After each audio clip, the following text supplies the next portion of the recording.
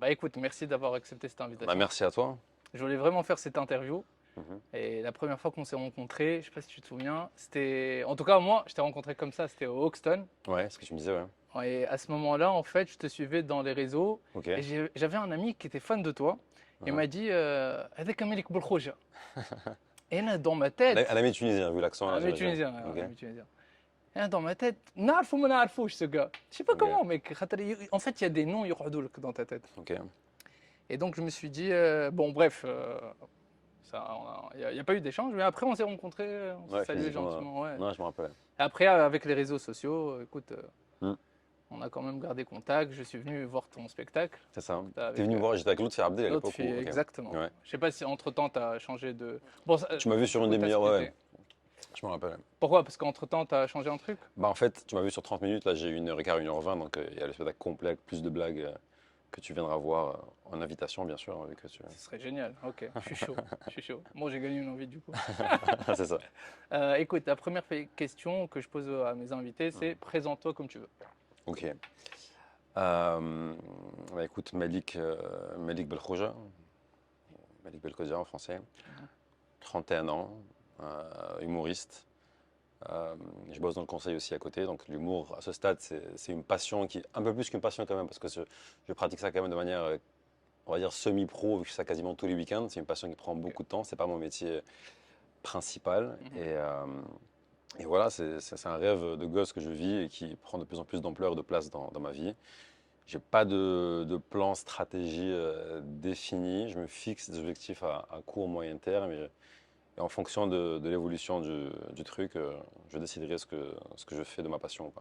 Ok. Voilà. Et donc, tu travailles aussi en consultant, Alors, en manager, ouais. manager, depuis combien de temps? Depuis quelques années dans le conseil. Et Ok. là, je change de boîte, mais dans le conseil toujours.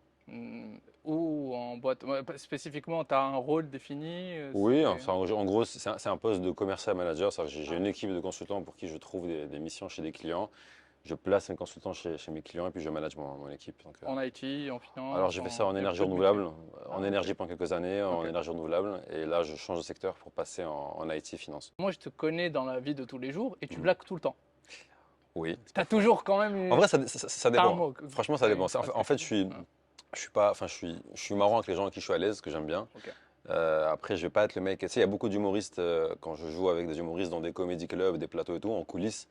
Ils sont là, ça fait des blagues tout le temps à des mecs qui, enfin, ils veulent être drôle avec des mecs qui connaissent pas. Moi, je suis pas drôle avec un mec que je connais pas comme ça. Faut vraiment que je sois avec mes. Je suis marrant sur scène parce que j'en paye pour ça, c'est mon job d'être drôle. Et je suis marrant dans le privé avec des gens que j'apprécie, tu vois. Donc, je vais pas Ah, être marrant comme ça. Donc là, avec toi, je suis marrant, c'est que je t'aime bien, tu vois. Donc, d'accord. Ouais, top. Parce que je me demandais, je me suis dit, tu sais, dans le cadre ouais, du conseil, du monde pro, ouais, il y a des blagues qui passent pas. Ouais, bien c'est sûr. normal. Non, c'est clair. Tu vas pas Ouais, poser bah, des blagues que tu fais tous les jours. Et c'est clair. parfois, je me dis, quand tu es humoriste et tu as l'habitude d'être à l'aise avec les gens, Ouais. peut-être qu'il peut sortir des blagues qui sont un peu Ouais, bah border. Est-ce que c'était arrivé? ouais, en fait, non, en gros, ça dépend des gens, en fait. En fait, je suis très dans le. J'évalue les gens que j'ai en face de moi. Ah ouais. Donc, il y a des gens à qui je vais être très à l'aise et qui je vais me lâcher, d'autres beaucoup moins, indépendamment du lien de subordination. Je veux dire que ce soit quelqu'un qui soit au-dessus ou en dessous de moi. Enfin, je vais pas prendre ça en considération. Tout dépend des personnes que j'ai en face de moi. Donc, mais en général, oui, quand je suis proche de certains collègues, pas tous, Hmm, ça dépasse le cadre pro, je me lâche beaucoup plus. ok. D'autres à qui je vais être sur la réserve. Donc voilà. Ok. Tu sais, avant d'interviewer mes Ouais. invités, même Mhm. si je les connais un minimum, Ouais. je fais quand même un peu du deal. Ouais. Et ça faisait un moment que j'étais pas sur ton profil, surtout Ouais. que moi, quand j'utilise Instagram, c'est marrant parce que j'utilise cette plateforme pour me faire connaître et tout, Ouais, bien sûr. mais j'utilise pas comme les gens pensent que j'utilise. Mhm. Je la consomme pas en fait. Je Ok. préfère au contraire créer du contenu. Mhm. Et parfois, mes amis me disent, mais t'as pas vu mon post? Voilà, même des gens, des Ouais, invités. Mec, réellement, je n'étais ça pas fait des dessus. mois que je Ok. suis pas rentré réellement dans un profil. Et là, t'es en Voilà, train de me dire que t'as pas vu mon Instagram depuis des mois, c'est ça ça? fait très longtemps. Ouais, je me barre du coup. Allez. Non, je finis Ok. mon interview, Ouais, après ça tu fais marche. ce que tu veux. Non, mais du coup, Il fait le mec parce que c'est le premier mec qui interviewe qui est plus connu que l'invité, tu vois, ça le truc. non, c'est pas vrai, On a un mec. rapport un Franchement, peu. c'est pas le On va cas. parler toi du coup. Alors, comment ça a commencé du coup cette passion pour l'interview? Je finis ma question et tu Je t'ai veux. connu Oxton, on a un début qui est similaire. Et du coup, non, sérieusement, Mhm. je finis cette question parce que sinon je vais l'oublier. Vas-y, Après, pose ta question. dis-moi. Mais réellement, c'est pas que ton Instagram, parce que moi, je t'ai vu jouer Ok. et je sais que tu as ça. as un côté impro Ouais. qui impressionne, la vérité. Mhm. Tu es drôle en impro. Ok. Et je sais que, bon, en tant que comédien, ou même, peu importe quel performer tu es, tu dois Ouais. vraiment faire de la prépa. Bien sûr. Voilà, ça doit être basé sur de la recherche et tout. Mhm. Et le côté impro, comment tu jongles avec ça? Est-ce que tu travailles des scénarios comme une dame? Parce qu'il y a une dame toujours qui arrive en retard. Bien sûr. Ouais. Par exemple, tu le vois souvent dans des spectacles, Ouais. et tu as chaque humoriste qui blague d'une manière. Ouais, Est-ce c'est que sûr. tu as des cas comme ça où tu te dis, bon, si ce cas m'arrive, je vais sortir cette blague, voilà, vraiment c'est Ouais. total. Alors déjà pour les retards, moi ça m'arrive très souvent parce que j'ai un public qui est très proche de la préfecture, donc pas cité d'origine pour pas faire de trucs, mais c'est voilà, mon public c'est principalement des Arabes, tu vois. Donc oui, les retards, voilà, ils sont sur un fuseau horaire différent. Le spectacle 21h, ils arrivent à 21h30, C'est pas ta ça, faute. c'est voilà, normal. Et alors les impros, j'en ai pas souvent fait, j'en fais de plus en plus. Les impros, t'en fais vraiment. En fait, il y a des gens, il y a des humoristes, ils veulent faire de l'impro pour en faire, tu vois. Ils se forcent à en faire. Moi, je vais jamais me forcer à en faire.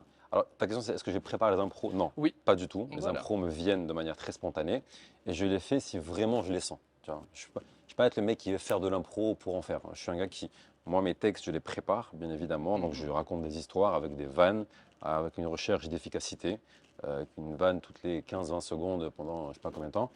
Mes impros, ça, quand je vis un truc pendant un spectacle qui m'inspire une interaction avec quelqu'un, je le fais. Donc je quitte mon texte et j'y reviens derrière. Et ça crée un certain mouvement, un certain rythme. Et c'est hyper agréable pour le public parce que le public se sent plus proche de toi. Parce qu'on dirait, plus un humoriste, en fait, on dirait juste un pote à toi qui te fait marrer. Et d'ailleurs, c'est Ouais. ça, pour moi, le show parfait, c'est quand la barrière public-artiste, elle est cassée et que le public, en fait, ils oublient qu'ils ont payé pour voir un mec qui les fait marrer. Ils sont avec un pote à eux qui les fait marrer en soirée parce que tu connectes avec eux, tu leur racontes ma vie en fait. Parce que le challenge, il est assez compliqué. C'est-à-dire que tu dois faire marrer des gens qui ne te connaissent pas et que tu connais pas toutes les 15-20 secondes pendant 1h15, 1h20. Le défi paraît fou, c'est une violence C'est vrai. à remonter sur scène, même si là je suis à l'aise, j'ai une confiance, je connais mes textes, je connais mes sketchs phares qui marchent et tout. Tu as toujours une pression en fait, parce que les gens, enfin, quand tu montes, tu poses un pied sur scène, tu as la prétention de dire je vais vous faire marrer pendant 1h15, 1h20, toutes les 15-20 secondes.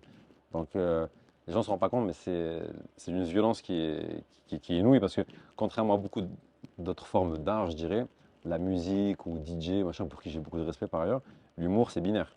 C'est drôle, les gens rigolent, c'est pas drôle, ça rigole pas. Ouais. Et même si tu as été drôle sur cette vanne, il faut le refaire 15 secondes après, et 15 secondes après, et tout ça pendant 1h15. Donc c'est une espèce de combat de boxe, enfin, c'est très jouissif quand tu y arrives Ouais. jusqu'au bout.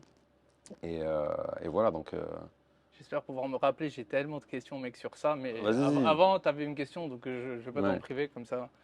J'ai le droit à 5 questions et toi, tu en as le droit Ok, qu'à une. ok, très Sinon, bien. ça ne fera pas. Alors, oui, alors du coup, si, je voulais savoir en fait, toi, là, ton activité principale, enfin, là, ce que tu fais là, c'est une passion enfin, c'est un peu comme moi, c'est-à-dire que c'est une passion que tu fais les week-ends, quelle place ça prend dans ta vie en fait, ce que tu fais là? En fait, ça prend tout le temps dans le sens où moi, je suis très curieux, j'adore les rencontres. Ok, Donc, même si je suis off record, ok, je vais rencontrer des gens. Dès que quelqu'un ok, m'inspire, je vais lui parler, je vais chatter avec ok, lui, je vais essayer de lui faire une interview, voilà, ouais, que ce soit, encore une fois, sous caméra ou pas. ok, Mais comme ça, un truc figé où je fais un meeting, je rencontre la personne, je l'interview vraiment, je prépare les questions. ouais, Je le fais dès que j'ai l'occasion de le faire. ok, Par exemple, là, depuis un an, j'ai déménagé, ou plutôt j'ai emménagé à Paris. ok, Et au début, c'était pas facile, le temps de trouver ton appart, ta ouais, stabilité, de comprendre où tu dois acheter tes courses, ouais, bien etc. sûr, J'avais pas le temps, la vérité. ok, Mais donc, dès que je me stabilise, c'est un mhm, truc que je fais immédiatement. ok, Je peux me lancer à New York, ok, faire un truc de malade. À un moment, je vais me dire, mais en fait, les podcasts, ça me manque. ouais, Donc moi, ouais, aussi j'ai cette résilience et là, ça j'ai compris. J'ai vraiment envie de faire ça ok, pendant très longtemps. d'accord, Et qu'il soit payant, qu'il soit rémunérateur ou pas, ok, je m'en fous. On reprend la Mm. partie où tu as peur quand tu fais ok, ton spectacle et chaque 15 secondes, tu dois limite ouais, perform. c'est ça, Tu sais, en faisant ma duty, je regardais pas mal d'humoristes ouais, et on a certains qui sont. J'ai pas regardé les big ouais, stars qui enchaînent les meilleurs spectacles du monde. Je me suis ok, dit, viens, je benchmark aussi sur des gens qui ont commencé à un moment. ok, Peut-être maintenant, c'est des stars, mais ouais, comment ils ont commencé. et leur présence. Je voulais vraiment voir Ouais. cette partie de confiance en toi, comment Mhm. elle est gérée par rapport à ton spectacle. Ok. Et ce que j'ai capté, il y a vraiment des humoristes qui sont Mhm. montés au début. La vérité, peut-être c'est subjectif et toi, Ouais. tu vas me dire, mais au début il n'est pas archi drôle. Ouais. Mais il focus tellement sur son truc Ouais. qu'à la fin tu te dis, t'oublies les 2, 3 premières minutes qu'il a fait parce que Ouais. limite une histoire qui Mhm. dure 5 minutes. Ouais. À la fin, il t'éclate tellement Ouais. il est rentré dans ton personnage. Et je me dis, à quel moment tu as pu te dissocier et te dire, même si pour l'instant il rigole pas, Ouais. je crois tellement en ce qu'on fait, Ouais. en ce que je fais, et je vais continuer à. Parce que moi, je sais que c'est marrant. Et Mhm. comment tu Bah, t'as attrapé en ça? fait, c'est un style d'humour qui n'est pas forcément le mien. Tu Ah, as des humoristes qui vont plus être dans l'efficacité et d'autres qui vont plus être dans le. Ils vont pas chercher la recherche obsessionnelle du rire. Moi, je te cache pas que je suis un peu là-dedans aussi parce que je pense que ça colle à mon personnage. C'est-à-dire que je suis à la recherche d'efficacité dans tout, en fait, dans le domaine de ma vie, et y compris en humour. Tu as des gars ou des meufs, ils vont plus être dans l'émotion de je te raconte une histoire qui va pas forcément te faire rire c'est ça. tout le long, mais qui va te faire rire à un moment donné. Tu vois. C'est un style d'humour, tu vois. C'est que j'apprécie aussi, qui n'est pas le mien aujourd'hui. Après, pour ce qui est de la confiance, ta question c'est de savoir comment est-ce qu'on garde confiance quand on n'a pas de rire sur scène, c'est Oui, ça? exactement. Pour Euh, continuer bah, ta progression. Parce que alors, tu enchaînes. bah, en fait, ça, la confiance sur scène, ce serait mentir que de dire tu démarres sur scène en ayant une grosse confiance en toi, en tant que débutant, entre guillemets, tu vois. Tu l'as construit avec le temps, scène après scène, comédie club après comédie club, spectacle après spectacle. Au début, tu as une grosse peur qui existe encore, hein, pas te mentir. J'ai toujours peur avant de monter sur scène, j'ai toujours une appréhension. Le scénario selon lequel ça ne marchera pas, les gens ne rigoleront pas. Après, avec l'expérience, le temps, tu gères cette pression, tu en as besoin. Cette pression, un gars qui monte sur scène en ayant peur de rien, c'est pas normal. Je veux dire, avoir peur, c'est normal parce que la peur, elle est à la hauteur du défi qui t'attend. Mais après, quand tu fais des spectacles, à force d'en faire, et de voir que ça marche, que les gens rigolent, ben, tu sais en fait que ça va marcher. C'est-à-dire que tu as une confiance en toi Ok. que tu construis avec le temps. Pour moi, la confiance, d'ailleurs, sur scène ou comme dans la vie, c'est pas quelque chose que tu as comme ça. Tu vois. Moi, typiquement, j'ai 31 ans aujourd'hui. Si tu me demandes est-ce que j'ai confiance en moi, je te dirais que oui. Mais ça n'a pas toujours été le cas. Tu vois. La confiance que j'ai en moi dans tout le domaine de ma vie, c'est un processus en fait. C'est un processus. C'est pas de l'inné, c'est de l'ordre de l'acquis. C'est parce que j'ai vécu des choses sympas et moins sympas, et surtout moins sympas que j'ai pu surmonter, qui ont renforcé avec le temps mon capital confiance et qui me permettent de faire des choses. Tu vois. Ok. Sur scène, c'est pareil. J'ai vécu des moments compliqués sur scène, à mes débuts principalement. Et quand tu surmontes ce type d'obstacle et que tu réussis derrière, eh ben Hmm. ça, tu emmagasines de la confiance qui va te permettre par la suite de réussir tes spectacles et de surmonter ta peur. Donc ta foi en ton sketch du début jusqu'à la Bien fin. sûr, Voilà. je le construis pour ça en fait. Mon Hmm. meilleur ami, c'est moi avant le spectacle. C'est en fait parce que quand tu es humoriste, tu es auteur, enfin, tu écris des blagues. Alors, il y a des mecs qui n'écrivent pas des blagues, il y a des mecs qui jouent et ils ont des auteurs. Enfin, moi, j'écris mes Ah, propres blagues. Donc il y a le Melik auteur et le Melik interprète sur scène, tu vois. Et donc ah. le meilleur ami du Melik interprète, c'est le Melik auteur. Ça, c'est mes armes que je prépare avant d'y aller, tu vois. Hmm. Donc quand tu as un bon sketch bien efficace, que tu as bien travaillé, écrit, testé, rodé, quand tu arrives le jour J en spectacle, c'est bon. La blague que je fais sur scène, je l'ai testée, approuvée. C'est génial, mec. Voilà. Après, bien sûr, il y a de nouvelles blagues que je vais rajouter. Hmm. Donc, il y a une petite. En plus, le vrai Tu plaisir. t'amuses en fait. Ouais, moi, là où j'ai le plus de plaisir, c'est quand je teste des blagues. Je le fais souvent en spectacle parce que la plupart des humoristes jouent dans des comédie clubs avant de faire le spectacle. Moi, j'ai pas le temps en fait, parce que la semaine, je bosse. Donc, j'ai pas d'autre choix que. Parce qu'en fait, ce qu'on sait pas, c'est que l'écriture, en fait, tu as deux manières d'avoir des blagues, on va dire, marrantes. Hmm. Tu as, l'empirisme, l'expérience, c'est-à-dire que tu vas tester ces blagues dans des comédie clubs sur un public, ou alors tu as des auteurs qui vont bosser pour toi et qui vont te fournir des blagues. Tu vois. Ok. Donc, c'est les deux manières de bosser. Tu as la manière terrain et la manière. D'accord. Tu as des mecs qui sont hyper connus, qui n'ont pas le temps d'aller tester dans des blagues, enfin, dans des comédie clubs. Ils ont des Ah, gars qui incroyable. bossent avec eux, des pros en fait. C'est comme les ghostwriters dans la Exactement, musique. exactement. Tu dis, toi, alors tu vas donner une idée, eux, ils vont te fournir des munitions, tu vois. Alors, la méthode la plus répandue aujourd'hui, c'est vraiment tester sur terrain. Typiquement, Gad Elmaleh, ce qu'il fait aujourd'hui en faisant la tournée des comédie clubs de Paris, Gad, il joue dans des trucs devant 20-30 personnes. Hein. Je veux dire, il n'y a pas ce complexe de la superstar. Lossel Abdelli, dont on parlait, pareil, le mec, il remplit Carthage 5-6 fois, il joue dans des plateaux devant 10 personnes. Et il teste ses blagues, tu vois. Enfin, pour moi, Hmm. c'est vraiment cette méthode-là. Et quand tu vas écrire, dans ton écriture, il y aura ce qu'on appelle un taux de déchet. C'est-à-dire qu'il y a un pourcentage de blagues qui ne seront pas drôles. Ok. Et en toute modestie, enfin, j'ai la chance moi je pense d'avoir un taux d'échec assez faible. C'est-à-dire quand j'écris un truc, en général, 80% de ce que je vais écrire, je vais le garder. Tu vois, parce que je sais à l'avance, je connais mon public, je sais où je veux Hmm, aller. ok. J'ai aussi un recul, une objectivité. D'ailleurs, pour moi, la qualité la plus importante quand tu écris, c'est le recul et l'objectivité. C'est-à-dire d'être capable de savoir à l'avance ce qui va faire marrer des gens que tu ne connais pas et qui ne te connaissent pas. C'est Ok. ça le truc. C'est comme ça que tu vas être plus rapide. Et moi, en fait, j'ai pas eu le choix parce que comme je Mhm. bosse la semaine, j'ai pas le temps en fait de passer ma semaine à tester des blagues dans des comédie clubs à Paris. Donc, ce que je dois écrire, ça doit être marrant en fait. Donc, j'ai cette pression-là. Do or die. Exactement. Donc, je Hmm, teste parfois en spectacle et le plus grand plaisir que j'ai, c'est quand je teste un truc en spectacle et ça marche, tu vois. ok. En plus, moi, la plupart de ce que j'écris, c'est inspiré de ma vie. C'est souvent ma. Ok. Et Tu vas arrêter les blagues c'est ça. Non, bizarres. mais franchement, je veux te dire, Ouais. en fait, un spectacle d'humour, c'est inspiré de ta vie, en fait. C'est ta vie que tu vas livrer, des choses qui vont être drôles de manière intrinsèque, que tu vas raconter telle quelle, et d'autres que tu vas travailler pour les rendre marrantes et toucher des gens qui ne te connaissent pas. Ma vie sentimentale, ma vie de célibataire que j'étais, parce que j'ai ma copine qui va regarder, je ne suis Ok. plus célibataire. Et en fait, ta vie, ça ne veut pas dire que tu as une copine. Donc, moi, mon fond de commerce, entre guillemets, c'est vrai que c'est les dates, le célibat, les meufs et tout. Et on m'a souvent dit, ouais, mais toi, si un jour tu as une meuf, tu te poses, t'es mort. Bah, en fait, non, parce que derrière, j'aurai d'autres blagues à raconter sur ma vie C'est vrai. de mec en Ça couple et évolue tout. en fait, c'est C'est pas ça. figé. Hmm. Exactement. Au contraire, c'est une nouvelle matière. Et c'est pire si tu te fiches, tu restes, tu Bien évolues sûr, pas, hein. Et ta vie est en train d'évoluer, c'est toi, c'est clair. empirique, Et ton spectacle ça a n'est du que le sens. miroir humoristique et artistique de ta vie, en fait. C'est-à-dire que Hmm. si ton spectacle n'évolue pas, c'est que ta vie n'évolue pas. C'est qu'il y a un problème. Ok. Donc, si le spectacle évolue, ça veut dire que ta vie évolue. Donc, c'est plutôt une bonne chose. Moi, je suis un peu un puriste. J'ai tendance à penser que l'humour, c'est quelque chose qui a trait à la raison. Et que la raison, c'est une faculté qui est purement universelle, innée. Quand là, en nous, je suis très cartésien. Pour moi, Hmm. la raison, c'est un peu l'empreinte enfin, de Dieu dans l'homme. Tu vois, on y a tous accès.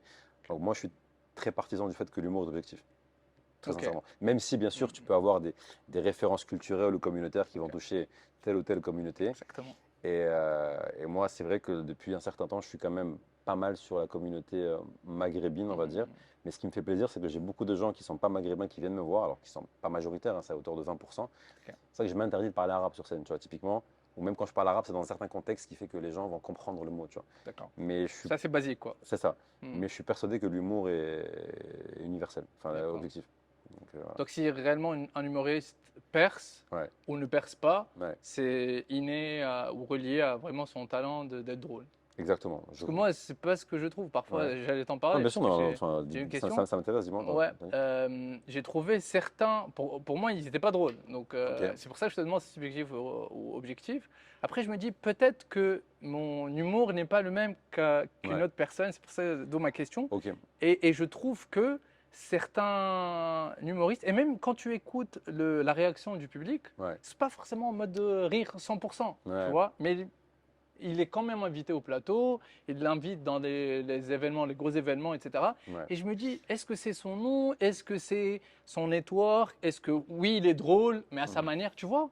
ouais, je vois. Et je trouve que franchement, il y a des gens, c'est comme dire, il y a quelqu'un de plus beau que toi ou plus riche que toi, tu Ouais, dois toujours un gars bien, bien meilleur, mais je sûr. ne sais pas si c'est objectif ou pas, tu Alors vois. oui, c'est vrai qu'il y a Hmm, plusieurs styles d'humour différents. Après, ta question de savoir pourquoi est-ce qu'on invite, on met en avant certaines personnes hmm, qui sont moins drôles que d'autres.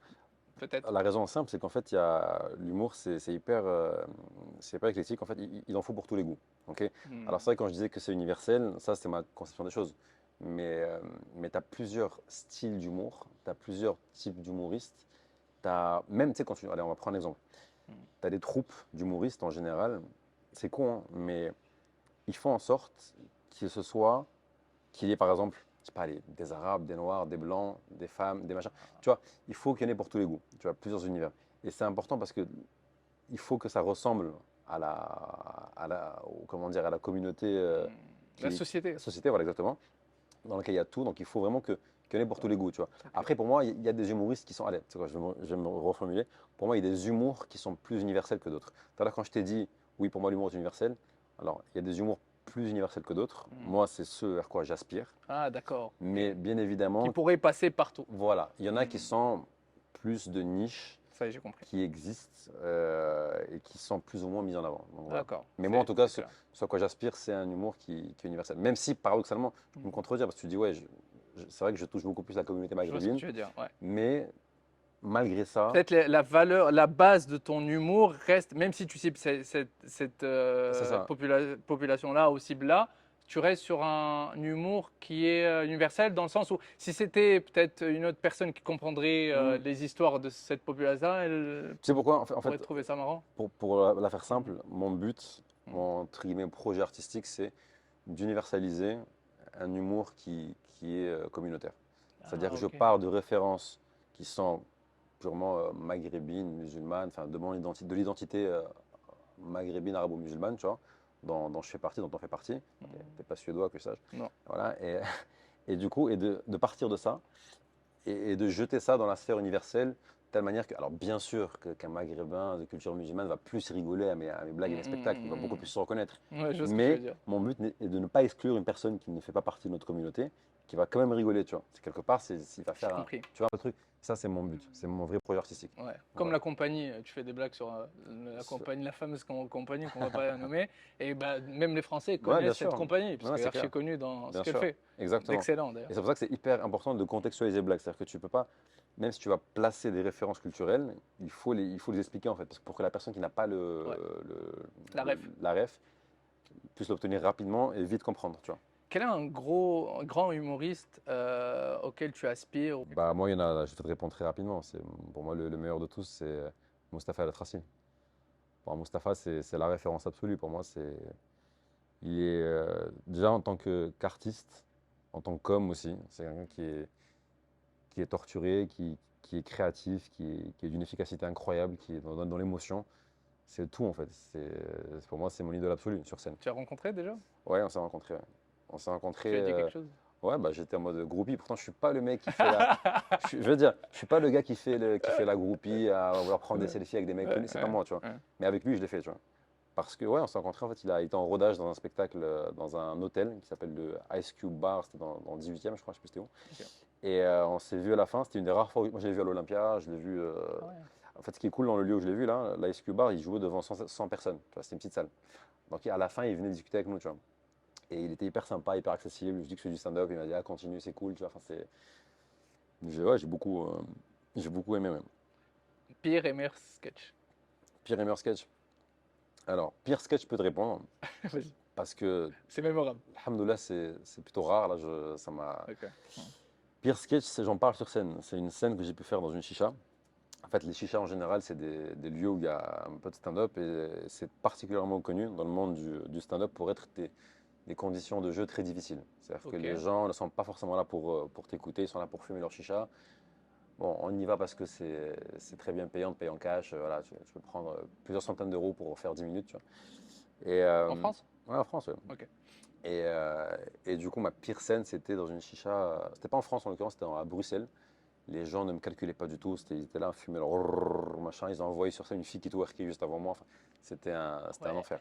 Personne ne riait. Pas de respect. Ouais. C'était un bide absolu. D'ailleurs, j'en ai fait un sketch avec lequel je finis mon spectacle, qui marche très bien d'ailleurs. Ok. Bon, tu vois, c'est marrant. Une galère, j'en fais un truc, un truc marrant. C'est trash quand même. C'était un enfer. Il y a ça. Un mauvais souvenir que j'ai pu avoir sur scène aussi. Ça m'est déjà arrivé, ça je ne le refais plus. Une fois j'ai fait mon spectacle, alors c'était pas un mauvais souvenir, les gens passaient un bon moment, mais moi je suis très dur avec moi-même. C'est-à-dire que moi Ah, je suis très. Typiquement, tu vois, il y a des humoristes, ils vont se contenter de ce qui marche. Ils vont retenir que les moments où les gens rigolaient. je vois ce que tu veux Moi c'est dire. l'inverse. Moi je vais retenir là où les gens n'ont pas rigolé ou au moins rigolé, tu vois. Tu suis- travailles sur tes faiblesses. Entre Je guillemets. suis très dur avec moi-même. C'est-à-dire que moi quand je sors un spectacle, tu peux vite savoir si c'est bien passé ou pas. Ça va influer sur mon mood. Là, fort heureusement, tous mes derniers spectacles de plusieurs mois se Super. passent très bien. Une fois, j'ai eu un spectacle. Moi, mais je vais dire, les deux spectacles dont je suis pas content, c'était ma toute première fois sur scène. J'étais hyper stressé. Alors, paradoxalement, les gens, ils étaient contents, ils étaient là. Tu vois, parce qu'après, bon, mon premier spectacle, c'était des gens que je connais. Tu vois, c'était des proches. Ok, Donc, forcément, ils sont moins durs. Mais j'étais hyper stressé, j'ai parlé vite, j'étais pas hyper content de moi. Une fois, j'ai joué mon spectacle un vendredi, donc après une journée de boulot. Après une journée de bureau, plus jamais, je ne le refais plus jamais. Maintenant, je joue uniquement les samedis. ok. Ah ouais, parce qu'après une journée de taf, monter sur scène, c'est pas évident de déconnecter entre les deux Ouais, univers. Ouais. ouais. Pourtant, j'ai eu mes rires, j'ai eu mes blagues, enfin, les gens ont passé un bon moment, tu vois. Mais peut-être toi, t'as pas passé un bon Mais moment. c'était j'étais vraiment en dessous de ce que je pouvais faire, tu vois. Ok, Et mon meilleur souvenir sur scène, c'est, franchement, je pas pour faire le mec, hein, mais depuis plusieurs mois, mes spectacles se passent très bien. super. Donc, je dirais ce que j'ai fait au Palais des Glaces en juillet, c'était super. Mon spectacle à Tunis que j'ai pu faire il y a 2 semaines au cinéma Pathé, c'était ouf. Wow. Mon meilleur souvenir sur scène, c'était en Tunisie, c'était au Théâtre Lola, au Yuka. Franchement, c'était magnifique parce qu'en fait, en gros, euh, là, j'ai une équipe de prod en Tunisie. Donc, j'ai un producteur, donc j'arrive, la salle est complète, enfin, c'est génial, tu vois. Je fais ça un peu en indépendant avant, tu vois. Et on fait ça au Théâtre Lola, et la veille, il y avait genre, là, c'est une salle de 200 personnes, tu vois. On avait vendu genre 70 billets sur 200, la veille. C'est pas ouf, tu vois. Ok. Plus de la moitié de la salle est vide et tout, tu vois. Et en plus, je devais faire cette salle avec un producteur qui m'avait lâché pour bosser avec des mecs plus connus. Enfin, il m'a ghosté. Enfin, il m'a ghosté, mais comme un connard ghost une meuf, tu vois. C'était vraiment ça. Ouais, Sur WhatsApp, il me répondait il plus. faisait quoi lui? C'est un mec qui produit des gens. Il m'a fait venir en Tunisie une fois ou deux. Et il m'a dit, viens, on fait un spectacle en décembre. Donc moi, j'y vais tout content. Et il me ghost du jour au lendemain, Ok, tu vois. ok. Je suis quand même venu pour faire un spectacle dans une salle plus petite. Bon, ça s'est bien passé quand même. Mm. Mais moi, je voulais vraiment le théâtre Lola, tu vois. Le théâtre Je vois Lola, ce que c'est tu une veux dire, ouais. espèce de cabaret égyptien années 30. J'ai vu les vidéos, Ouais, je crois. c'était Ouais, hyper c'est sympa. dark et il y a des Ouais, rideaux, c'est espèce de très bien rideaux. foutu. Ça ressemble un peu au Ok, Jamel Comedy Club et tout, tu vois. c'est cool. Ouais, Ok, c'est ok. chouette. Et Mm. d'ailleurs, le mec qui gère ça, qui s'appelle Taïeb, enfin, qui est incroyable en termes de com et qui est un mec génial, c'est grâce à lui en fait que la salle a été remplie. Donc la veille pour le lendemain, 70 places sur 200, c'est pas ouf. Donc moi j'y vais parce que voilà, faut y aller, hein, ton spectacle, faut que tu y ailles. Ah si, j'ai une idée, je te raconterai après, le Mm. pire souvenir et qui était aussi bref, du coup j'arrive et je suis en coulisses, en loge, tu vois, donc la salle est vide quand j'arrive. Et là, une demi-heure avant le spectacle, je reçois plein de notifications de gens qui me taguent, machin, qui m'envoient des messages, moi mec, on n'arrive pas à rentrer, machin et tout. Et c'était un sold out de dernière minute, les gens sont venus sur place, tu vois. Et je vois une queue de 200 personnes au Yuka comme ça en story, tu vois.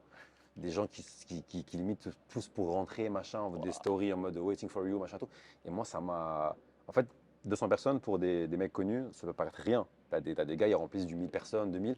Moi, 200, c'était le plus gros que j'avais fait à ce jour, tu vois. Le plus Mm. gros que j'ai fait, c'était là récemment, c'était 270. Mais Ok. pour moi, c'était. En fait, j'arrive, je me dis, putain, mais Malik, t'as pas toujours la chance de jouer devant tout le monde. Tu ne rates pas, en fait. Donc, j'arrive sur scène, j'ai tout donné. Et ça s'est extrêmement bien passé. C'est top. Les gens, la plupart ne me connaissaient pas. Ils sont ressortis en mode. Mec, C'est qui ce gars? mec, on est venu en mode parce que le pote de ma pote il nous a traîné parce que moi en fait ce qui est assez intéressant c'est que contrairement à des gars connus, tu prends, j'ai pas cité de nom mais des Instagrammeurs ou YouTubeurs Mm. qui sont connus, les gens ils viennent parce qu'ils les connaissent, ils ont un public de fans. Ouais. Moi la plupart de mon public c'est pas des fans, c'est des gens qui viennent me découvrir parce qu'il y a eu bouche à oreille, parce que dans le tas on a 1 sur 5 qui me kiffe ce que je fais, mais les autres ne me connaissent pas. D'accord. Et du coup, moi, quand je monte sur scène, je dois aller chercher ces gens-là, en fait. C'est pas un public qui est acquis. Je dois le conquérir. Je suis vraiment dans la conquête, tu vois. Je dois leur prouver que je suis marrant. D'accord. Quand j'arrive, c'est assez marrant parce que tu le remarques sur scène quand je monte. Tu vas voir un mec hyper connu, va voir moi. Quand j'arrive sur scène, les gens, ils vont pas dans le waouh, allez, tu vois. Ça arrive que des gens sont hyper chauds. Ça m'est arrivé. Là, ça commence à bien se passer pour moi. Les gens me connaissent un peu plus sur les réseaux. Mais très souvent, c'est un public qui va me applaudir tranquille, tu vois. Ils sont en mode, allez, Montre-nous. vas-y, hein. Ouais, fais-nous rire. Vas-y, on est venu, on a payé 20 balles, vas-y, hein. Vas-y, on a pris Uber, on a pris le métro. Voilà, j'ai la crémaillère que j'ai annulée à cause de toi. J'ai mon dîner que je vais arriver en retard. Et ça, comme ça, tu vois, c'est un public de challenge. Il me challenge, tu vois. Ah, je le sens. Et donc, après une vanne, deux, trois, et je sens qu'au bout de 5-10 minutes, il commence à se détendre. Et là, boum, tu vois, ça fait comme ça, tu vois. Donc voilà. Là où un mec ou une meuf connue, après tu vas dire bonsoir, waouh, ça va, tu vois. Je vois ce que tu veux dire. Donc, Hype un peu, public hype. exactement. Mm. Et mon moment le plus dur sur scène, c'était pas un moment sur scène, c'était un moment avant la scène. En fait, moi je fais ça au Sébastopol quasiment tous les week-ends. Là où on est, d'ailleurs. Exactement, il y a une salle de cinéma en dessous. Et c'est là où je joue en fait, parce que j'ai monté un comedy club pendant 2-3 ans avec un ami à moi qui là est au Luxembourg. Et en fait, pour jouer 5-10 minutes jusqu'à construire mon spectacle. Et mon moment le plus dur, c'était en février, je me rappelle. Non, c'était en janvier, je crois. Ouais, janvier. Ok. En fait, les réservations de mon spectacle, Ouais. je me rappelle, j'avais genre 13 réservations. Tu vois. Sur combien? Une salle qui en prend 80 ou 100, tu vois. Ok. En fait, les gens ne savent pas, mais le plus dur c'est pas de jouer devant. En fait, c'est très facile. D'ailleurs, il y a une interview de Gad où il disait ça, et ce qui est vrai d'ailleurs, Mm. c'est très facile de jouer devant des milliers de personnes. Parce que tu dis une blague, tu te manges une Waouh. rafale de rire, ton capital confiance qui est boosté et tu pars. Par contre, faire rire un petit nombre de personnes, c'est ce qu'il y a de plus dur en fait. C'est comme si tu faisais marrer une salle de réunion. C'est très dur en C'est fait. dur. Et en fait, c'était une période qui était très dure pour moi parce que janvier, au boulot, il y avait pas mal de pression. Mon ex-copine à l'époque, on avait rompu, c'était un peu dur. J'arrive sur scène, j'ai que 10-11 résas. Moralement, c'était très dur. Enfin, pour te dire, j'ai littéralement fondu en larmes avant le spectacle. Vraiment, Aïe. j'ai craqué, clairement. J'étais au plus bas de, tu vois. Et genre, il y a le mec qui gère la réception de l'hôtel. C'est un Tunisien, moi, là, et tout. Enfin, il est tunisien, donc là, on est assez proches, tu vois. C'est cool, franchement. Il me dit, mec, t'inquiète, ça va le faire, tu verras, un jour tu rempliras de grosses salles, machin et tout. Et genre, j'y vais, et je me dis, putain, il y a 13 personnes Ils ont qui fait. sont sorties de chez eux, de chez Ouais, elles, ouais. et qui ont pris le métro, Uber pour venir me voir, tu vois. Ils sont contents d'être là. Tu peux pas leur faire payer Ce serait égoïste. à cause des 80 qui sont pas venus. Et, C'est bien, c'est et top du sur coup, mindset. je monte sur scène, tu vois, et genre, c'était très dur au début parce que tu sais, il y a une petite gêne. Les gens, ils sont là, ils se regardent, moi, putain, on est que 13, c'est quoi ce bordel, tu vois. Je fais des vannes là-dessus. Au bout de 10 minutes, je commence à être bien, tu vois.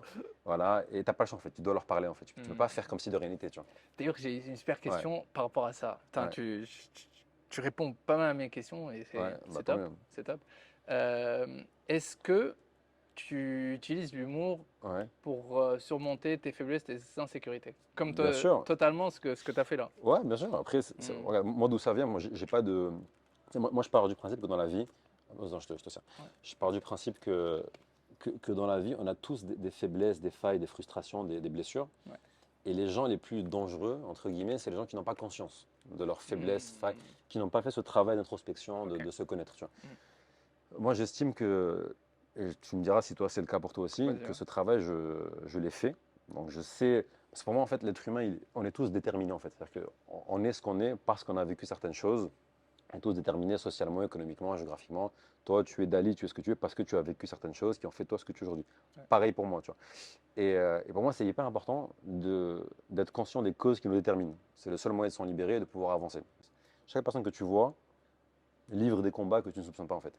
T'as pas besoin d'être DJ, humoriste, machin. T'as plein de gens qui, tu les vois comme ça, peut-être tu vas pas les apprécier, tu vas les juger. Tu vois. C'est ça que moi, je ne porte jamais de jugement rapide sur les gens. Parce que tu as des comportements qui vont pas être cool, certaines personnes. Tu vas te dire, putain, lui, pourquoi il ou elle est comme ça, tu vois. Et en fait, tu vas te rendre compte que dans son passé, il a vécu des choses qui a fait de lui ou d'elle ce qu'il est aujourd'hui. Ce qui ne justifie pas tout. Parce que bien Hmm. évidemment, il faut corriger Ouais. ses tares. Et c'est ce qu'on essaie de faire avec le temps. Mais voilà. Ouais. Comment tu développes ton sketch, de un, Ok. et de deux, est-ce qu'il y a quelqu'un qui te challenge en extérieur? Pour être honnête, je suis tout seul en fait. J'ai pas de personne avec qui je relie. J'ai mon ancien meilleur pote à Hmm. l'époque, bon, on n'est plus potes aujourd'hui. Je l'appelais souvent au téléphone pour dire ah, tu penses quoi de cette blague et tout. Si, il y a l'autre Fil Abdel avec qui on est assez proche. On s'appelle souvent pour valider des blagues. Après, non, en général, j'ai une idée. En fait, soit je vis des trucs drôles, soit je pars d'une idée que je développe en fait. En fait, moi j'écris une blague. En fait, quand j'écris une blague, derrière, c'est comme une espèce de. Je sais pas comment dire. Ça, en fait, moi j'ai des rafales de blagues qui me viennent dans la tête. Ok. C'est-à-dire quand j'en ai une blague en ramène une autre, je vais écrire un truc, je me pose devant mon ordi, et je vais te pondre un sketch de 5-6 minutes. Donc c'est comme, j'espère que ça va durer, ça se trouve, c'est de l'inspiration en fait. Je ne sais Ok. pas d'où ça me vient, mais de manière générale, je suis très sensible au monde qui m'entoure, Hmm. et tout ce que je vais vivre va m'inspirer des blagues. Donc après, il faut faire le tri, parce qu'il y a des trucs qui sont plus marrants que d'autres, il y a des trucs qui passent plus en spectacle que d'autres. Et derrière, il va falloir l'imbriquer dans un spectacle. C'est-à-dire moi, j'ai des thèmes, donc j'ai des blocs. Hmm. J'ai le thème Hmm. religion, le thème vie sociale, le thème taf, le thème de mes origines, tu vois. Et il faut rattacher chaque blague à un bloc. Tu peux pas parachuter une blague comme ça de nulle part, tu vois. Non, c'est Donc, pas possible. voilà. Après, une fois que tu as ça, tu as ce qu'on appelle les transitions. C'est-à-dire qu'il faut qu'une blague permette d'en amener une autre qui est rattachée à un autre thème. C'est con, mais c'est comme, je sais pas, moi j'adorais les dissertes quand j'étais au lycée, tu vois. Mhm. Tu problématises et tu as un plan en fait en 3 parties. C'est thèse, antithèse, synthèse. Bon, on n'est pas là-dedans, mais c'est vraiment des blocs en fait. Tu as une idée principale Ok. avec des sous-idées et des exemples qui vont illustrer. Ouais. Un sketch, c'est quasiment ça en fait. C'est très structuré. J'ai une vision très Hmm. carrée de l'humour en fait dans ça. Dans la partie déterminée, après la partie impro, ça c'est Ok. Ça vient tout seul, tu vois. Ça ressemble beaucoup au mode podcast interview. Parce Ouais. que tu sais, il y a une structure Ouais. pour que tu ne te perdes pas et que Ouais. tu obtiennes ce que tu es venu chercher, entre guillemets. Mais Mhm. après, tu as une partie impro Mhm. qui est vive, qui est géniale, tu vois, Ouais. spontanée et tout. Et tu dois laisser une petite porte pour laisser Bien entrer sûr. cet espace. Ouais. Euh, tu parlais de créativité ou Ouais. le soir que tu bossais. J'ai vu une vidéo où on t'a invité dans une radio, Ouais. Beurre Mhm. FM, un truc comme ça. Le RFM, ouais. Beurre FM. Ah, je suis pas invité à France Inter encore, hein. C'est pas les blagues que je fais. Ouais, Beurre FM, Ça peut aller. Hein. Non, mais j'aime beaucoup Beurre FM. Franchement, il m'invite très souvent. Ok. J'y suis comme à la maison, j'y vais quand je veux. Enfin, Et c'est dingue parce que tu avais apparemment, bah, c'est ce qui est Ouais, dit pendant l'émission, ouais, mais tu as limite écrit un truc la ouais. veille jusqu'à Ouais. 2 h du mat, tu es resté Ah, éveillé pour une pour le truc du chronique. bruit. Mais qu'est-ce que c'était drôle, la chronique, elle est incroyable. Ouais, c'est gentil. Et tu m'as fait penser à quelqu'un, tu as Paul Mirabel, Ouais, très fort, Paul. ouais, très fort. Ouais. Et pendant un moment, il a été invité dans une radio et il Ok. a lu une partie qu'il a écrite, Ouais. tu vois. Et je sais plus, peut-être c'était ma copine qui a adoré. Je lui ai Ok. dit, mais là, il est en train de la lire. Genre, Ouais. la force, c'est juste l'écriture. Ouais, bien Mais sûr. là, tu poses pas Bien ta sûr. performance. Tu Non, sais c'est quand clair. tu t'arrêtes. Tu sais. Ouais. Et là, voilà, est-ce que tu as des moments-là, des pics de créativité où tu es plus inspiré ou tu as des temps, des moments où tu te dis, OK, c'est le week-end, je prépare ça, Bah, tu vois? en fait, tu as deux écoles. Bah, tu parles de Paul Mm. Mirabel, ça tombe bien, parce que Paul Ok. en discutait beaucoup avant qu'il devienne connu, du coup, parce que là, Mm. ça y est. Il répond plus. Ah, ça y est, il répond plus, ça y est. C'est fini. Bah, je ferai pareil que lui. Non, je déconne. Et Ok. Paul, en fait, il me disait, genre, lui, quand il écrit, c'est limite comme un fonctionnaire. Il se lève le matin, 9h30 sur son bureau, de 10h à 13h, il écrit. Tu vois. Ensuite, le soir, il va tester. Enfin, c'est un agenda, c'est un outlook. T'as des créneaux horaires, tu vois. Tu as cette manière très, on va dire, organisée, Robotique. carrée. C'est ça. Mm. Et qui marche très bien. Paul, c'est une machine de guerre, c'est une superstar, enfin, c'est un monstre, c'est un tueur à gages. Moi, je suis plus dans le chaos, dans le désordre. Moi, je vais me lever pisser à 3h du mat, je vais penser à un truc, je vais écrire un sketch. Tu vois. Je vais être en stress avant un spectacle. D'ailleurs, souvent, avant un spectacle, c'est là où je suis le plus créatif. Waouh. Je pense à améliorer un sketch et j'en écris un nouveau. Tu vois. Et qui très souvent va marcher de manière hyper efficace. C'est ouf. Je ne vais pas de me dire, allez, là, je vais me forcer à écrire. Tu vois. Mm. Souvent, c'est le jour même d'un spectacle où je vais écrire un truc pour renforcer le spectacle ou pour ajouter un nouveau truc. C'est de la folie. Ouais. Là, Tout à fait. typiquement, très souvent, ces sketchs-là, je me rate jamais. Les sketchs que j'écris le jour du spectacle, quelques heures avant, ça passe. Très souvent, Tu traînes dans le désordre. Ouais. You thrive. Non, You mais vraiment, thrive, parce que j'ai une so- espèce Wow. d'adrénaline, de trucs, de machin qui me On rend se ressemble très. beaucoup, mec. C'est C'est de la vrai. folie. Je te jure, c'est de la folie. Parce que, Ouais. mais moi, j'essaie de pas.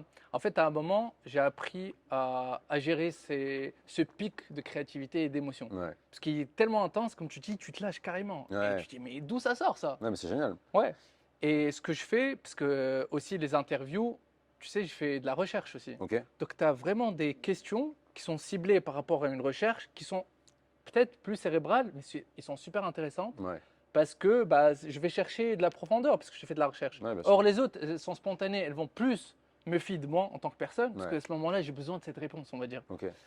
Mais peut-être pas le public, et peut-être pas. Vu qu'il y a des questions qui sont travaillées, qui Mhm. vont répondre beaucoup plus en profondeur et sur la durée. Donc, à un moment, dans 3 à 4 ans, tu vas regarder cette question Ouais. qui a été recherchée, Ok. ça va répondre à vraiment un truc important. Ok. Par contre, l'autre, elle est intuitive, elle est smooth Ouais. sur le coup, je l'ai. Mais peut-être quand je la re-entends ou re-regarde, je me dis, Ouais. ok, c'était vraiment un truc. Tu vois ce que je veux Ouais, dire? je vois très bien. Donc à un moment, j'ai su, je sais pas, centraliser Trier ou là-dedans hein, ouais, pour trier entre ces idées qui arrivent. trier, ouais. Et c'est vraiment le volet émotion et aussi confiance. À un moment, je me dis, en fait, toi, ton rôle, c'est de faire ton max. Ouais. Et tu dois avoir confiance en ton outcome, tu Ok. vois, ce que tu as travaillé. Ça, Ouais. c'est ton outcome. Mhm. Et tu auras tout le temps d'améliorer ça. Ouais. Et c'est pour ça que je me donne beaucoup plus d'espace de temps. Avant, j'étais Ok. beaucoup plus dur, tu vois. Ouais. J'avais pas les vues, ça m'énervait. Je me disais, Ouais, bien mec, sûr. j'ai passé des heures et des heures Bah, entre pareil. tournage, interview, truc, réfléchir. Et Ouais. cet épisode, c'est l'épisode où j'ai stressé le plus, Ouais. où je me suis donné le max. Et c'est pas forcément un carton, tu vois. Ouais. Et t'en as un autre où je suis hyper chill, je kiffe, je dis, mais qu'est-ce que c'est simple ce truc? Ouais. Et ça marche de ouf. Ouais, c'est clair. Donc c'est pour ça, et c'est très drôle, Ouais. ce framework de créativité, de pic qu'il faut savoir gérer. Et toi, tu parles de aller loin, Mhm. ou aller tout court. Ouais. Où est-ce que tu veux aller? Et est-ce que tu as, ouais, t'as une vision Ok, je vais commencer par on va dire une focale large et ensuite je vais me rapprocher plus de. ok. Moi, comment dire, pour comprendre ma vision, je pense que pour définir une vision, il faut commencer par connaître ses peurs. Tu vois. Moi, ma plus grande peur dans la vie, c'est d'avoir des regrets. Tu vois. Moi, dans ma vie, je suis très risk-taker. Je prends beaucoup de risques. C'est comme ça. J'ai peur de me réveiller à 40 ans, 45 ans, et me dire putain, j'aurais dû faire ça, tu vois. Moi, typiquement, regarde, on ne sait pas si je vais percer ou pas, mais même si ça ne marche pas, et moi j'espère que ça va marcher, je me dis c'est pas grave, j'ai tout essayé, tu vois, j'ai tout tenté. Donc ça, c'est mon premier mindset. Donc oui, ma plus grosse peur, c'est d'avoir des regrets, ça c'est hyper important. Ensuite, je crois beaucoup en moi, genre vraiment. Et ma plus grosse, enfin, mon ambition elle va paraître très prétentieuse, hein, mais moi dans la vie, pour être heureux, j'ai besoin de marquer les gens en fait, qu'on se souvienne de moi, de laisser une trace. Tu vois. Pour moi, c'est ce qu'il y a de plus important, c'est de faire quelque chose de grand de sa vie. Pour moi, c'est une vision, c'est une aspiration de grandeur, que c'est une recherche, c'est quelque chose qui peut te faire mal aussi, hein, parce que je suis très angoissé comme mec, c'est-à-dire que je mets beaucoup de pression, voilà, et pour moi, tu ne peux être heureux dans la vie que si tu fais ce que tu aimes en, en laissant une trace de ton passage sur Terre. Tu vois, il faut que les gens se souviennent de toi. Pour moi, c'est une manière d'être immortel quelque part. Tu vois, c'est Ok. donc à ça. Et c'est pas que le stand-up. Pour moi, tu dois faire un truc qui est la continuité de ta personne dans la vie pro-artistique. Pour moi, ça peut être un artiste, ça peut être tout ce que tu fais toi en podcast, ça peut être un entrepreneur, un gars qui monte une boîte, hein, tu vois. Donc ça, c'est mon premier but, tu vois. Et j'ai jamais su dans quoi j'allais me lancer pour faire ça. Moi, le stand-up, ça m'est tombé dessus dans un public talk à Dauphine, Ah on ouais? fait un court métrage, on présente le film, mes camarades de classe étaient timides pour parler. Moi, je prends le micro, je dis de la merde, les gens rigolent. Je vois 300 personnes rigoler, je fais putain, c'est génial en fait. Je fais un concours, je le gagne. Après, je commence à monter des comédie clubs à Paris, parce que j'ai pas trop le choix, parce que Paris, c'est très dur d'avoir accès à des scènes. On ne programme pas ou peu, donc j'ai dû créer mes propres comédie clubs pour jouer. J'ai dû créer ma Bravo. propre chance pour construire un spectacle en parallèle de mon boulot. Enfin, donc voilà, donc mon but, c'est déjà de faire mieux que l'année dernière, Ok. déjà. Parce qu'il faut apprendre aussi à ne pas être trop dur avec soi, tu vois. Moi, je suis très dur avec moi et chaque année, je me dis, allez, cette année, si ça pète pas de ouf, j'arrête et je monte ma boîte de conseils, je fais que ça, tu vois. Mais je me rends compte que même si j'ai pas percé, ben, cette année, c'est mieux que l'année dernière. Et je me dis, au bout du compte, le succès, c'est pas forcément la supernova qui va tout péter en quelques semaines grâce à la vidéo, le truc, le buzz et tout. Ouais.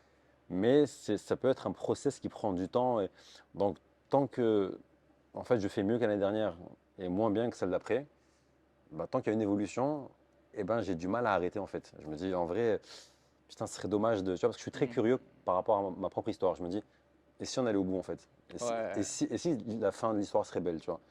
Donc j'ai envie de connaître la fin en fait. C'est comme une histoire dont je suis acteur et dont je veux connaître la fin. C'est pour ça que chaque année, Tu vas chercher plus loin. Exactement. Ça me rappelle l'image, je sais pas si tu connais, le gars qui creuse, t'as deux gars qui C'est creusent, ça, ouais. t'en as un Et qui t'arrêtes juste s'arrête avant de juste trouver. avant de trouver les diamants, et t'en Exactement. as un, il a C'est keep ça. going et il a eu C'est le ça. jackpot. Ça ressemble beau Exactement. ça, ça. Et c'est comme ça que je vis mon truc en fait. Donc pour l'instant, tu te juges par rapport à tes objectifs de l'année C'est en ça. cours par rapport à l'année précédente. Et tant Exactement. qu'il y a une évolution, pour toi, c'est good. C'est ça. Parce que là, pour l'instant, bah, mes spectacles, je les remplis de plus en plus facilement. Super. Les salles aussi sont de plus en plus pleines. Donc je me dis, ouais, faut continuer comme ça. Hmm. Et je suis pas à l'abri d'une belle surprise, tu vois. Bah oui. Et tu sais, je sais pas si tu as lu ce bouquin, Ouais. c'est Atomic Habits. Mhm. Atomic Habits, tu l'as lu? Non. Il y a une partie qui parle exactement de ça. Et il Ok. te dit 1% growth. Ouais. 1% growth compound. Si tous les jours tu t'améliores 1%, Ouais. c'est pas aussi Ouais. linéaire que ça, mais dans la globalité, sur Ouais. un an, tu t'améliores, si je dis pas de bêtises, 36 fois. Par Ok. rapport, si 1% tu le compound, à D'accord. chaque fois tu t'améliores, c'est Ouais. 36 fois. Ok. Et quelqu'un qui fait aucun effort, Mhm. il stagne, en fait il baisse. Il baisse, Ouais. genre, je crois qu'il baisse du 5-10% par an, Ok. tu vois. Ok. Donc tu stagnes pas, tu régresses. Ouais. Et c'est ça la différence, c'est que toi, tant que tu as des objectifs et tous les jours, chaque 3 mois Ouais. ou 6 mois, tu essaies de faire plus, Mhm. déjà tu as un truc. Ouais, Tu bien vois. sûr. Et ça me rappelle une histoire, tu sais, j'ai repris les podcasts par pur hasard en France. Ok. Parce qu'à ce moment-là, je me disais, tu sais, à un moment, tu es dans ton confort, Ouais. tu oublies, c'est dur d'aller repêcher une passion ou un truc Bien qui sûr. dormait dans ton placard. C'est clair. J'ai rencontré une dame, rapidement, j'ai rencontré une dame qui a percé dans le monde des podcasts en Mhm. France. Et c'est ma copine qui me l'avait montré à travers Ok. Internet, etc. Et on l'a vu devant nous. Ok. Un autre gars, ils sont venus, ils disent ah, il est là et c'est tout. Moi, je me Ouais. suis dit, mais comment je vais lui parler? Je ne Ouais. rentre que si je lui parle. Je la D'accord. connais pas. Limite, j'ai écouté 2 ou 3 minutes de son Ok. podcast. Je sais même pas son contenu, en fait. Ouais. Donc, je vais lui parler. Je dis, c'est toi? Elle me dit, oui. Je dis, excellent, le fait que tu fasses des podcasts et tout, bravo à toi. Ma copine te connaît bien. Donc, Ok. finalement, on t'adore, les deux. Et moi, j'ai fait ça aussi pendant le Covid. Elle me dit, moi aussi, j'ai commencé au Covid. La dame, elle a fait 200 épisodes. Mhm. Moi, j'en ai fait 13 ou 14 à ce moment-là. Ok.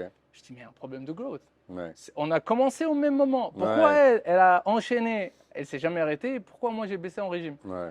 Après, je me dis, en fait, c'est ça, c'est parce qu'à un moment, j'ai visé trop grand Ouais. et j'ai oublié l'essence même de ce que je faisais. Ouais, la passion, le plaisir. Voilà, et la continuité, mec. Ouais, Le c'est fait clair. que je rencontre des gens de tout background. Avant, Ouais. j'étais que athlète qui a gagné la médaille d'or, Ouais, qu'un genre. CEO, je sais pas qui, tu vois, Mhm. qu'un Ouais. gros nom, un truc. Après, je Ouais. me suis dit, mais non, j'ai tellement d'inspiration à côté. Je rencontre Chercher. des gens incroyables et Ouais. parfois ils m'alimentent et ils alimentent la Ouais. communauté beaucoup plus qu'une autre personne. Ok. Donc, mec, tu t'arrêtes pas à ça. Et c'est un peu ça. Non, c'est clair. Et il y a aussi le fait d'y croire, en fait. C'est-à-dire que moi, au-delà de ça, Mm. comme tout le monde, j'ai des doutes, des moments de faiblesse, des failles et tout, mais je crois beaucoup en moi et au fond de moi, je sais que je vais arriver, en fait.